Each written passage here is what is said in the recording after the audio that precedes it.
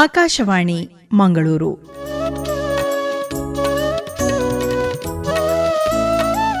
ಜಂಡು ಆಯುರ್ ಸಿಂಚನ ಪ್ರಾಯೋಜಿತ ಕಾರ್ಯಕ್ರಮ. ಇಂದಿನ ಜಂಡು ಆಯುರ್ ಸಿಂಚನ ಕಾರ್ಯಕ್ರಮದಲ್ಲಿ ಲಿವರ್ ಕಾಯಿಲೆಗಳಲ್ಲಿ ಆಯುರ್ವೇದದ ಪಾತ್ರ ಈ ವಿಷಯದ ಕುರಿತು ಉಡುಪಿ ಕುತ್ಪಾಡಿಯ ಎಸ್ಡಿಎಂ ಆಯುರ್ವೇದ ಕಾಲೇಜು ಆಸ್ಪತ್ರೆ ಮತ್ತು ಸಂಶೋಧನಾ ಕೇಂದ್ರದ ಕಾಯ ಚಿಕಿತ್ಸಾ ವಿಭಾಗದ ಸಹಾಯಕ ಪ್ರಾಧ್ಯಾಪಕರಾದ ಡಾಕ್ಟರ್ ಶ್ರೇಯಶ್ರೀ ಎನ್ ಸುವರ್ಣ ಅವರೊಂದಿಗೆ ಮಮತಾ ಶೆಟ್ಟಿ ಅವರು ನಡೆಸುವ ಸಂದರ್ಶನವನ್ನು ಕೇಳೋಣ. ಶ್ರೀ ಧರ್ಮಸ್ಥಳ ಮಂಜುನಾಥೇಶ್ವರ ಆಯುರ್ವೇದ ಕಾಲೇಜು ಆಸ್ಪತ್ರೆ ಮತ್ತು ಸಂಶೋಧನಾ ಕೇಂದ್ರ ಕುತ್ಪಾಡಿ ಉದ್ಯಾವರ ಉಡುಪಿಯು ಎನ್ಎಬಿಎಚ್ ಮಾನ್ಯತೆಯೊಂದಿಗೆ ಆಧುನಿಕ ತಂತ್ರಜ್ಞಾನಗಳನ್ನು ಹೊಂದಿರುವ ಆಸ್ಪತ್ರೆಯಾಗಿದ್ದು ಸಂಪೂರ್ಣವಾಗಿ ಆಯುರ್ವೇದ ಚಿಕಿತ್ಸೆ ಹಾಗೂ ರೋಗ ಪರೀಕ್ಷಾ ವಿಭಾಗದೊಂದಿಗೆ ಸುಸಜ್ಜಿತವಾಗಿದೆ. ಕಾಯ ಚಿಕಿತ್ಸೆ ವಿಭಾಗದಲ್ಲಿನ ವಿಶೇಷ ಸೌಲಭ್ಯಗಳು: ಜೀರ್ಣಕ್ರಿಯೆ ಸಂಬಂಧಿಸಿದ ಅಸ್ವಸ್ಥತೆಗಳು, ನರಮಂಡಲದ ಎಲುಬು ಮತ್ತು ಸ್ನಾಯು ಸಮಸ್ಯೆಗಳು, ಲಿವರ್ ಕಾಯಿಲೆಗಳು, ಇದರ ತಪಾಸಣೆ, ಔಷಧೋಪಚಾರ, ಆಹಾರ ವಿಹಾರ ಸಲಹೆ ನೀಡಲಾಗುತ್ತದೆ. ಕೇಳುಗರೆ ನಮಸ್ಕಾರ. ನಮ್ಮ ಜೊತೆ ಇದ್ದಾರೆ ಡಾಕ್ಟರ್ ಶ್ರೇಯಶ್ರೀ ಸುವರ್ಣ, ಸಹಾಯಕ ಪ್ರಾಧ್ಯಾಪಕರು ಹಾಗೂ ಆಯುರ್ವೇದ ತಜ್ಞರು, ಎಸ್ಡಿಎಂ ಆಯುರ್ವೇದ ಕಾಲೇಜ್ ಮತ್ತು ಆಸ್ಪತ್ರೆ ಉಡುಪಿ. ಇದೀಗ ಇತ್ತೀಚಿನ ದಿನಗಳಲ್ಲಿ ಕಾಡುವಂತಹ ಲಿವರ್ಗೆ ಸಂಬಂಧಪಟ್ಟ ಕಾಯಿಲೆಯ ಬಗ್ಗೆ ಮಾತನಾಡ್ತಾರೆ. ಮೇಡಮ್, ಕಾರ್ಯಕ್ರಮಕ್ಕೆ ಸ್ವಾಗತ ನಿಮಗೆ. ಯಕೃತ್ತಿಗೆ ಸಂಬಂಧಪಟ್ಟಂತಹ ಸಮಸ್ಯೆ, ಯಕೃತ್ ಅಥವಾ ಲಿವರ್ಗೆ ಯಾಕೆ ನಾವು ತುಂಬ ಪ್ರಾಮುಖ್ಯತೆಯನ್ನು ಕೊಡಬೇಕು ಅಂತ ಹೇಳ್ತೀರಿ? ಲಿವರ್ ಎಂಬುದು ಮಾನವನ ದೇಹದ ಒಂದು ಅತ್ಯಂತ ಪ್ರಮುಖವಾದ ಅಂಗ ಅಂತ ನಾವು ಹೇಳ್ತೇವೆ. ಇದನ್ನು ನಾವು ದೇಹದ ಒಂದು ಶಕ್ತಿ ಕೇಂದ್ರ ಅಂತಲೂ ನಾವು ಕನ್ಸಿಡರ್ ಮಾಡ್ತೇವೆ.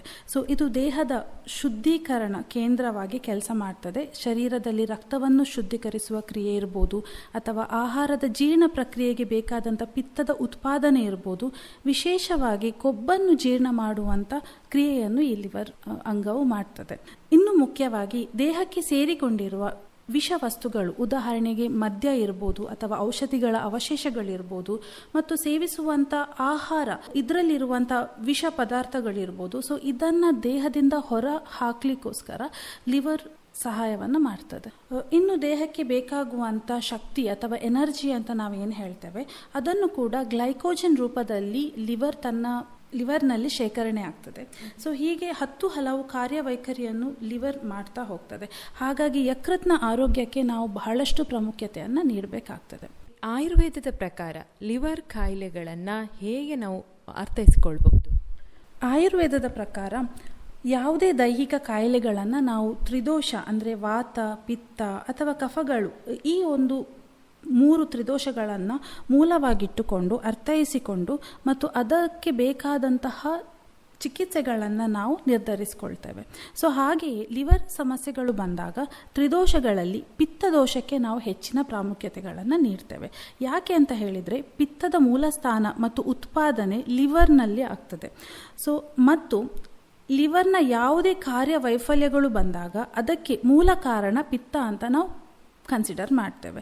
ಸೊ ಹಾಗಾಗಿ ಪಿತ್ತದೋಷವನ್ನು ವ್ಯತ್ಯಯ ಮಾಡುವಂಥ ವಸ್ತುಗಳು ಅಂತ ಹೇಳಿದರೆ ಮದ್ಯಪಾನ ಇರ್ಬೋದು, ಉಪ್ಪು, ಖಾರ ಅಥವಾ ಅತಿ ಹುಳಿ ಮಸಾಲೆಗಳಿರುವಂಥ ಆಹಾರಗಳಿರ್ಬೋದು, ಬೊಜ್ಜು ಹೆಚ್ಚಿಸುವಂಥ ಆಹಾರಗಳಿರ್ಬೋದು, ಜೀರ್ಣಶಕ್ತಿಯ ಏರುಪೇರಾಗುವಂಥದ್ದು, ಮಲಬದ್ಧತೆ, ನಿದ್ರಾಹೀನತೆ, ಅತಿ ಚಿಂತೆ ಮಾಡುವಂಥದ್ದು, ಅತಿ ಕೋಪ ಮಾಡಿಕೊಳ್ಳುವಂಥದ್ದು, ಈ ಎಲ್ಲ ಕಾರಣಗಳಿಂದ ಕೂಡ ಪಿತ್ತದ ವ್ಯತ್ಯಯ ಆಗುವಂಥ ಚಾನ್ಸಸ್ಗಳಿರ್ತದೆ.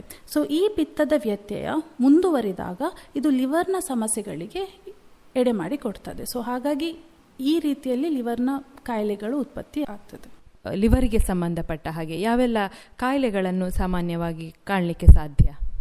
ಹೆಚ್ಚಿನ ಒತ್ತು ಕೊಡುವಂಥ ಈ ಲಿವರ್ನ ಸಮಸ್ಯೆ ಅಂತ ಹೇಳಿದರೆ, ಒಂದು ಆಲ್ಕೋಹಾಲಿಕ್ ಲಿವರ್ ಡಿಸೀಸ್ ಅಂತ ಹೇಳಿದರೆ, ಮದ್ಯಪಾನ ಮಾಡುವವರಲ್ಲಿ ನಾವು ಸಾಮಾನ್ಯವಾಗಿ ನೋಡುವಂಥ ಒಂದು ಲಿವರ್ನ ಕಾಯಿಲೆ.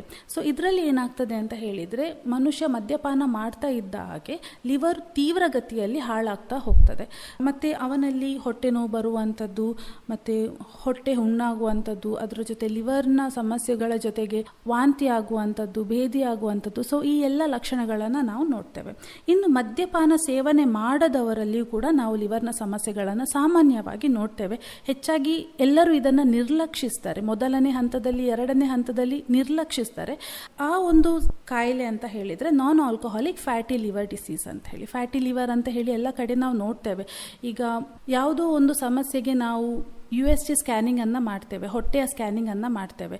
ಆ ಸಮಸ್ಯೆಗಳ ಜೊತೆಗೆ ಹೊಟ್ಟೆಗೆ ಸಂಬಂಧಪಟ್ಟ ಹಾಗೆ ಲಿವರ್ ಅಲ್ಲಿ ಫ್ಯಾಟ್ ಇದೆ ಅಥವಾ ಗ್ರೇಡ್ 1 ಫ್ಯಾಟ್ ಇದೆ, ಗ್ರೇಡ್ 2 ಫ್ಯಾಟ್ ಇದೆ ಅಂತ ಹೇಳಿ ನಾವು ಕೆಲವೊಂದು ರಿಸಲ್ಟ್ಗಳನ್ನು ನೋಡ್ತೇವೆ.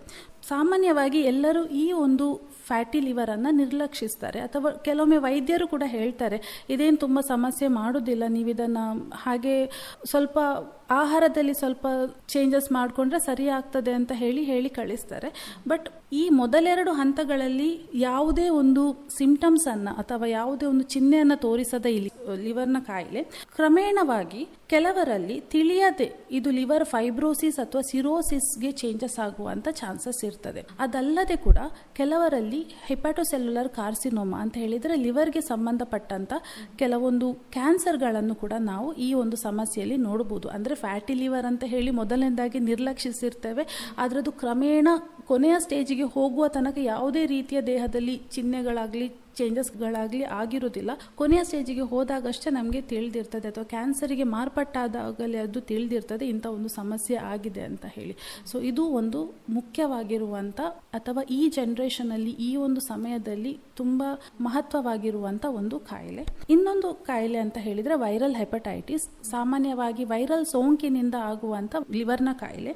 ಅದರ ಜೊತೆಗೆ ಡ್ರಗ್ ಇಂಡ್ಯೂಸ್ಡ್ ಲಿವರ್ ಇಂಜುರಿ ಅಂತ ನಾವು ಹೇಳ್ತೇವೆ. ಅಂತ ಹೇಳಿದರೆ ಕೆಲವೊಂದು ಔಷಧಿಗಳ ನಿರಂತರ ಸೇವನೆಯಿಂದ ಆಗುವಂತ ಲಿವರ್ನ ಸಮಸ್ಯೆ. ಅದರ ಜೊತೆಗೆ ಆಟೋ ಇಮ್ಯೂನ್ ಲಿವರ್ ಡಿಸೀಸ್ ಅಂತ ಹೇಳ್ತೇವೆ. ದೇಹದ ರೋಗ ನಿರೋಧಕ ಶಕ್ತಿಯ ಕಾರ್ಯ ವ್ಯತ್ಯಯ ಆದಾಗ ಅದು ನಮ್ಮ ದೇಹದಲ್ಲಿರುವ ಅಥವಾ ಲಿವರಿಗೆ ಸಂಬಂಧಪಟ್ಟ ಜೀವಕೋಶಗಳನ್ನು ಹಾನಿ ಮಾಡುವಂತ ಒಂದು ಕಾಯಿಲೆ. ಸೊ ಇಂಥ ಕಾಯಿಲೆಗಳನ್ನು ನಾವು ಸಾಮಾನ್ಯವಾಗಿ ನೋಡಬಹುದು. ಈ ಕಾಯಿಲೆಗಳು ಎಂಡ್ ಸ್ಟೇಜ್ ಲಿವರ್ ಡಿಸೀಸ್ಗೆ ಹೋದಾಗ ಹೆಚ್ಚಾಗಿ ಲಿವರ್ ಟ್ರಾನ್ಸ್ಪ್ಲಾಂಟೇಷನ್ ಮಾಡುವಂತ ಅವಶ್ಯಕತೆ ಬರಬಹುದು. ಸೊ ಹಾಗಾಗಿ ಬೇಗನೆ ಕಾಯಿಲೆಗಳನ್ನು ಅರಿತುಕೊಂಡು ಅದಕ್ಕೆ ಬೇಕಾದ ಸೂಕ್ತ ಔಷಧಿಗಳನ್ನು ಪಡ್ಕೊಂಡ್ರೆ ಒಳ್ಳೆಯದು. ಅಂದ್ರೆ ಆಯುರ್ವೇದದಲ್ಲಿ ಲಿವರ್ ಕಾಯಿಲೆಗಳಿಗೆ ಏನೆಲ್ಲ ಪರಿಹಾರವನ್ನ ಹೇಳಲಾಗ್ತದೆ ಮೇಡಮ್? ಸೊ ಆಯುರ್ವೇದ ಶಾಸ್ತ್ರದಲ್ಲಿ ಎಲ್ಲ ಕಾಯಿಲೆಗಳಿಗೂ ಮೊದಲನೇದಾಗಿ ಹೇಳಿರುವಂಥ ಪರಿಹಾರ ಅಂತ ಹೇಳಿದರೆ ನಿಧಾನ ಪರಿವರ್ಜನ ಅಂತ ಹೇಳಿದರೆ ಯಾವ ಕಾರಣಗಳಿಂದ ಕಾಯಿಲೆಗಳು ಬಂದಿರ್ತಾವ ಆ ಕಾರಣಗಳನ್ನು ಮೊದಲು ತ್ಯಜಿಸುವಂಥದ್ದು. ಉದಾಹರಣೆಗೆ ಆಲ್ಕೋಹಾಲಿಕ್ ಲಿವರ್ ಡಿಸೀಸ್ ಅಲ್ಲಿ ನಾವು ಸಾಮಾನ್ಯವಾಗಿ ಮದ್ಯಪಾನ ಸೇವನೆ ಮಾಡುವುದರಲ್ಲಿ ಈ ಕಾಯಿಲೆಗಳನ್ನು ನೋಡಿರ್ತೇವೆ. ಸೊ ಹಾಗಾಗಿ ಮದ್ಯಪಾನವನ್ನು ತ್ಯಜಿಸುವಂಥದ್ದು ತುಂಬ ಪ್ರಮುಖವಾದ ಒಂದು ನಿರ್ಧಾರ ಅಥವಾ ಪ್ರಮುಖವಾದ ಚಿಕಿತ್ಸೆ ಅಂತ ನಾವು ಹೇಳ್ತೇವೆ. ಆ ಸಮಯದಲ್ಲಿ ಮದ್ಯಪಾನ ತ್ಯಜಿಸಿದ್ರೆ ಈ ಲಿವರ್ ಡಿಸೀಸ್ ರಿವರ್ಸ್ ಆಗುವಂತ ಚಾನ್ಸಸ್ ಇರ್ತದೆ. ಇನ್ನೊಂದು non alcoholic fatty liver disease ಅಂತ ಹೇಳಿದ್ರೆ ಆಲ್ಕೋಹಾಲ್ ಸೇವನೆ ಮಾಡದವರಲ್ಲಿ ಅಥವಾ ಮದ್ಯಪಾನ ಸೇವನೆ ಮಾಡದವರಲ್ಲಿ ಬಂದಿರುವಂತ ಬೊಜ್ಜಿಗೆ ಸಂಬಂಧಪಟ್ಟಂತ ಲಿವರ್ ಸಮಸ್ಯೆಗಳಲ್ಲಿ ಈ ಸಕ್ಕರೆ ಅಂಶ ಇರುವಂತಹ ಆಹಾರ ಸೇವನೆ ಅಥವಾ ಬೊಜ್ಜನ್ನ ಕರಗಿಸುವಂತದ್ದು ಅಥವಾ ತುಂಬಾ ಸಿಹಿ ಪದಾರ್ಥಗಳು ಎಣ್ಣೆಯಲ್ಲಿ ಕರೆದಂತ ಪದಾರ್ಥಗಳನ್ನು ಸೇವನೆ ಮಾಡುವುದನ್ನು ತ್ಯಜಿಸುವುದರಿಂದ ಕೂಡ ಈ ಒಂದು ಸಮಸ್ಯೆಗಳಿಂದ ನಾವು ದೂರ ಉಳಿಬಹುದು ಅಥವಾ ನಾವು ಆ ಕಂಡೀಷನ್ ಅನ್ನ ರಿವರ್ಸ್ ಮಾಡ್ಕೊಳ್ಬಹುದು. ಈಗ ನಮ್ಮ ಆಸ್ಪತ್ರೆಯಲ್ಲಿ ಲಿವರ್ಗೆ ಸಂಬಂಧಪಟ್ಟ ಕಾಯಿಲೆಗಳಿಗೆ ವಿವಿಧ ಹಂತಗಳಲ್ಲಿ ನಾವು ಚಿಕಿತ್ಸೆಯನ್ನು ಒದಗಿಸ್ತೇವೆ. ಅದರಲ್ಲಿ ಮೊದಲನೇ ಹಂತದಲ್ಲಿ ಬರುವಂತ ಚಿಕಿತ್ಸೆ ಅಂತ ಹೇಳಿದ್ರೆ ದೀಪನ ಪಾಚನ ಅಂತ ನಾವು ಹೇಳ್ತೇವೆ. ಸೊ ಲಿವರ್ ಕಾಯಿಲೆಯಿಂದ ದೇಹದ ಜೀರ್ಣಶಕ್ತಿಯು ಸಂಪೂರ್ಣವಾಗಿ ಕುಗ್ಗಿರ್ತದೆ. ಹಾಗಾಗಿ ಮೊದಲನೇ ಒಂದು ಚಿಕಿತ್ಸೆಯಾಗಿ ನಾವು ಜಠರಾಗ್ನಿಯನ್ನು ಉತ್ತೇಜಿಸುವಂತ ಒಂದು ಔಷಧಿಗಳನ್ನ ನಾವು ಕೊಡ್ತೇವೆ. ಅದರ ಜೊತೆಗೆ ಆಮಪಾಚನ ಅಂತ ಹೇಳ್ತೇವೆ. ಆಮಪಾಚನ ಅಂತ ಹೇಳಿದ್ರೆ ಅಜೀರ್ಣವಾಗಿರುವಂತ ಕೆಲವೊಂದು ಕಲ್ಮಶಗಳಿರ್ಬೋದು, ಆಹಾರದ ಅವಶೇಷಗಳಿರ್ಬೋದು, ದೇಹದಲ್ಲಿ ಉಳ್ಕೊಂಡು ಮಾಡುವಂತ ಕೆಲವೊಂದು ಕಾಯಿಲೆಗಳು. ಸೊ ಈ ಒಂದು ಅವಶೇಷಗಳನ್ನು ಕರಗಿಸಿ ದೇಹದಿಂದ ಹೊರ ಹಾಕುವಂತ ಕೆಲಸಕ್ಕೆ ನಾವು ಆಮಪಾಚನ ಅಂತ ಕರಿತೇವೆ. ಸೊ ಈ ಔಷಧೋಪಚಾರಗಳನ್ನ ನಾವು ನೀಡ್ತೇವೆ. ಅದರ ನಂತರ ದೇಹದ ಶೋಧನೆಗೆ ಒಂದು ಪಂಚಕರ್ಮದ ಒಂದು ಭಾಗವಾಗಿರುವಂತ ವಿರೇಚನ ಎಂಬ ಚಿಕಿತ್ಸೆಯನ್ನ ನಾವು ನೀಡ್ತೇವೆ.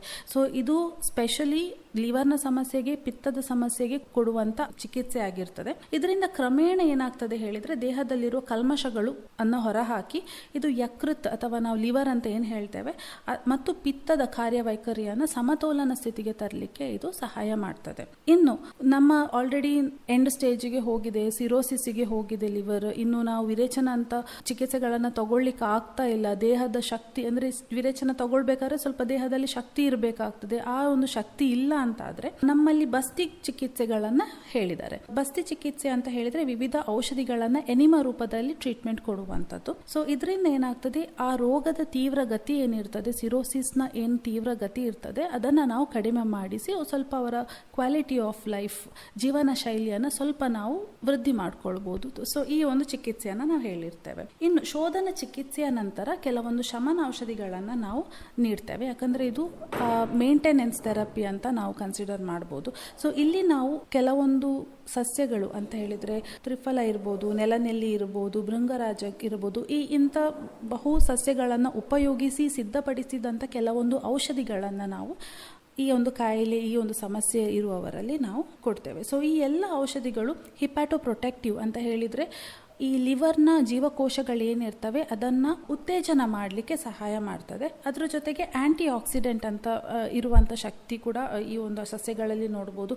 ಆ್ಯಂಟಿ ಇನ್ಫ್ಲಮೇಷನ್ ಅಂತ ಹೇಳಿದರೆ ಊತಗೊಳ್ಳುವಂಥದ್ದು, ಲಿವರ್ನ ಜೀವಕೋಶಗಳು ಊತಗೊಂಡಿರುವಲ್ಲಿ ಕೂಡ ಈ ಒಂದು ಔಷಧಿಗಳು ಸಹಾಯ ಮಾಡ್ತದೆ. ಈ ಯಕೃತಿಗೆ ಸಂಬಂಧಪಟ್ಟಂತಹ ಕಾಯಿಲೆಗಳು ಬಾರದ ಹಾಗೆ ನಾವು ಹೇಗೆ ತಡೆಗಟ್ಟಬಹುದು ಡಾಕ್ಟರ್? ಸೊ ಲಿವರ್ ಕಾಯಿಲೆಗಳು ಅಥವಾ ಯಕೃತ್ನ ಕಾಯಿಲೆಗಳು ಬಾರದಂತೆ ತಡೆಗಟ್ಟಬೇಕಾದ್ರೆ ಆಯುರ್ವೇದದಲ್ಲಿ ಹೇಳುವಂತೆ ಕೆಲವೊಂದು ಜೀವನ ಶೈಲಿಯನ್ನು ನಾವು ಪಾಲಿಸಬೇಕಾಗ್ತದೆ. ಫಾರ್ ಎಕ್ಸಾಂಪಲ್, ಈಗ ಋತುವಿನ ಅನುಸಾರವಾಗಿ ಕೆಲವೊಂದು ಆಹಾರ ಸೇವನೆಯ ಪದ್ಧತಿಯನ್ನು ನಾವು ಆಯುರ್ವೇದದಲ್ಲಿ ನೋಡಿರ್ತೇವೆ. ಸೊ ಅದನ್ನು ಸರಿಯಾಗಿ ನಾವು ನಿಭಾಯಿಸಬೇಕಾಗ್ತದೆ, ಉಪಯೋಗಿಸಬೇಕಾಗ್ತದೆ. ಸರಿಯಾದ ಸಮಯಕ್ಕೆ ಊಟ, ನಿದ್ದೆ ಮತ್ತು ಆಹಾರದ ಸಮತೋಲನೆ ಕೂಡ ಲಿವರ್ನ ಒಂದು ಆರೋಗ್ಯಕ್ಕೆ ಸಹಾಯ ಮಾಡ್ತದೆ. ಅದರ ಜೊತೆಗೆ ಋತು ಶೋಧನ ಅನ್ನುವ ಒಂದು ಕಾನ್ಸೆಪ್ಟನ್ನು ಆಯುರ್ವೇದ ತುಂಬ ಚೆನ್ನಾಗಿ ಹೇಳ್ತದೆ. ಏನಂತ ಹೇಳಿದರೆ, ಈ ವಸಂತ ಋತು ಬಂದಾಗ ಅಂದರೆ ಆಯಾ ಋತುಗೆ ಸಂಬಂಧಪಟ್ಟ ಹಾಗೆ ಆಯಾಯ ದೇಹ ಶೋಧನವನ್ನು ಮಾಡುವಂಥದ್ದು. ಈಗ ನಾವು ವೆಹಿಕಲನ್ನು ಸರ್ವಿಸಿಗೆ ಇಡ್ತೇವೆ. ಸೊ ಅದೇ ರೀತಿಯಲ್ಲಿ ನಮ್ಮ ದೇಹವು ಕೂಡ 24 ಗಂಟೆಗಳ ಸಮಯದಲ್ಲೂ ಕೂಡ ಕೆಲಸ ಮಾಡ್ತಾ ಇರ್ತದೆ. ಸೊ ಅದನ್ನು ಕೂಡ ನಾವು ಅದಕ್ಕೆ ಒಂದು ವಿಶ್ರಾಮವನ್ನು ಕೊಟ್ಟು ನಾವು ಕೆಲವೊಂದು ಚಿಕಿತ್ಸೆಯನ್ನು ನೀಡಬೇಕಾಗ್ತದೆ. ಸೊ ಈ ಋತು ಶೋಧನ ಆರೋಗ್ಯವಂತರು ಕೂಡ ಇದನ್ನು ಮಾಡ್ಕೊಳ್ಬೋದು. ಅಂತ ಹೇಳಿದರೆ ವಸಂತ ಋತು ಸಮಯದಲ್ಲಿ ವಮನ ಅನ್ನುವ ಒಂದು ಟ್ರೀಟ್ಮೆಂಟ್ ಅಂತ ತಗೊಳ್ಳುವಂಥದ್ದು, ಶರತ್ ಋತು ಬಂದಾಗ ವಿರೇಚನ ಅನ್ನುವ ಟ್ರೀಟ್ಮೆಂಟನ್ನು ತಗೊಳ್ಳುವಂಥದ್ದು, ಇನ್ನು ವರ್ಷಾ ಋತು ಅಂದರೆ ಮಳೆಗಾಲದ ಸಮಯದಲ್ಲಿ ಕೆಲವೊಂದು ಬಸ್ತಿ ಇರುವಂಥ ಟ್ರೀಟ್ಮೆಂಟನ್ನು ತಗೊಳ್ಳೋದ್ರಿಂದ ಏನಾಗ್ತದೆ, ದೇಹದ ಒಂದು ಸಂಪೂರ್ಣ ಕಾರ್ಯವೈಖರಿಯು ಸಮತೋಲನವಾಗಿ ಮೇಂಟೈನ್ ಮಾಡಲಿಕ್ಕಾಗ್ತದೆ. ಮತ್ತು ಇದರಿಂದ ಕೂಡ ಆಯಸ್ಸು ಕೂಡ ಹೆಚ್ಚುತ್ತದೆ ಅನ್ನುವಂಥದ್ದು ಕೆಲವೊಂದು ಅಧ್ಯಯನಗಳಲ್ಲಿ ಕೂಡ ಪ್ರೂವ್ ಆಗಿದೆ. ಯಾವ ಆಹಾರಗಳನ್ನು ತೆಗೆದುಕೊಳ್ಬಹುದು ಈ ಸಮಸ್ಯೆ ಇರುವವರು? ಸೊ ನಾನು ಆಲ್ರೆಡಿ ಹೇಳಿದ ಹಾಗೆ ಜೀರ್ಣಶಕ್ತಿಯು ಕುಗ್ಗಿರ್ತದೆ. ಸೊ ಹಾಗಾಗಿ ಮೃದುವಾದ ಮತ್ತು ಸುಲಭವಾಗಿ ಜೀರ್ಣವಾಗುವಂಥ ಆಹಾರಗಳನ್ನು ತಗೊಳ್ಬಹುದು. ಮಜ್ಜಿಗೆಯನ್ನು ಆಹಾರದ ಜೊತೆ ತಗೊಳ್ಬೋದು. ಅದರ ಜೊತೆಗೆ ಮಿತವಾದ ಪ್ರಮಾಣದಲ್ಲಿ ದನದ ತುಪ್ಪಗಳಿರ್ಬೋದು, ಪಡವಲಕಾಯಿ ಇರ್ಬೋದು, ಸೋರೆಕಾಯಿಗಳಿರ್ಬೋದು. ಅದರ ಜೊತೆಗೆ ಅಡುಗೆಯಲ್ಲಿ ಮಿತವಾಗಿ ಜೀರಿಗೆ ಮತ್ತು ಅರಶಿನವನ್ನು ಉಪಯೋಗಿಸುವಂಥದ್ದು. ಉಪ್ಪಿನ ಅಂಶ ತುಂಬ ಕಡಿಮೆ ಮಾಡಬೇಕಾಗ್ತದೆ ಲಿವರ್ನ ಸಮಸ್ಯೆಗಳಿದ್ದಲ್ಲಿ. ಮತ್ತು ಸ್ಟಾರ್ಚ್ ಕಂಟೆಂಟ್ ಹೆಚ್ಚಾಗಿರುವಂಥ ಆಹಾರಗಳು ಅಂತ ಹೇಳಿದರೆ ಆಲೂಗಡ್ಡೆ ಇರ್ಬೋದು, ಮೈದಾ ಇರ್ಬೋದು, ಬಿಸ್ಕಟ್ಗಳಿರ್ಬೋದು ಅಥವಾ ಸಿಹಿ ಪದಾರ್ಥಗಳಿರ್ಬೋದು, ಇದನ್ನೆಲ್ಲ ಕಡಿಮೆ ಮಾಡೋದ್ರಿಂದ, ಎಣ್ಣೆಯಲ್ಲಿ ಕರಿದಂಥ ಆಹಾರಗಳನ್ನು ಕೂಡ ಕಡಿಮೆ ಮಾಡೋದ್ರಿಂದ ಕೂಡ ನಾವು ಲಿವರ್ನ ಆರೋಗ್ಯವನ್ನು ಹೆಚ್ಚಿಸ್ಬೋದು. ಅದರ ಜೊತೆಗೆ ಕೆಲವೊಂದು ಯೋಗಾಭ್ಯಾಸಗಳನ್ನು ಕೂಡ ಮಾಡಬಹುದು. ಅಂತ ಹೇಳಿದರೆ ಹೊಟ್ಟೆಗೆ ಒತ್ತಡ ಬೀರುವಂಥ ಯೋಗಾಭ್ಯಾಸಗಳು, ಪವನ ಮುಕ್ತಾಸನ ಇರ್ಬೋದು, ಭುಜಂಗಾಸನ ಇರ್ಬೋದು, ಶಲಭಾಸನ ಇರ್ಬೋದು. ಸೊ ಇಂಥ ಯೋಗಾಭ್ಯಾಸಗಳನ್ನು ದಿನನಿತ್ಯ ಮಾಡೋದ್ರಿಂದ ಕೂಡ ಲಿವರಿಗೆ ಸಂಬಂಧಪಟ್ಟ ಕಾಯಿಲೆಗಳನ್ನು ನಾವು ಕಂಟ್ರೋಲಲ್ಲಿ ಇಟ್ಕೊಳ್ಬೋದು. ಸರಿ ಡಾಕ್ಟರ್, ಲಿವರಿಗೆ ಸಂಬಂಧಪಟ್ಟಂತಹ ಕಾಯಿಲೆಗಳಿಗೆ ಆಯುರ್ವೇದದಲ್ಲಿ ಏನು ಪರಿಹಾರ ಅನ್ನೋದರ ಬಗ್ಗೆ ಒಂದಷ್ಟು ವಿಚಾರಗಳನ್ನು ನಮ್ಮ ಜೊತೆ ಹಂಚಿಕೊಂಡ್ರಿ. ಧನ್ಯವಾದಗಳು ನಿಮಗೆ. ಧನ್ಯವಾದ.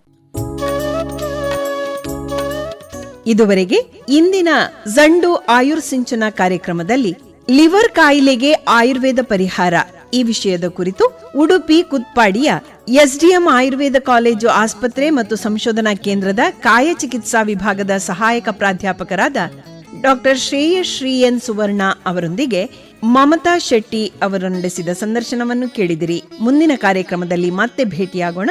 ನಮಸ್ಕಾರ.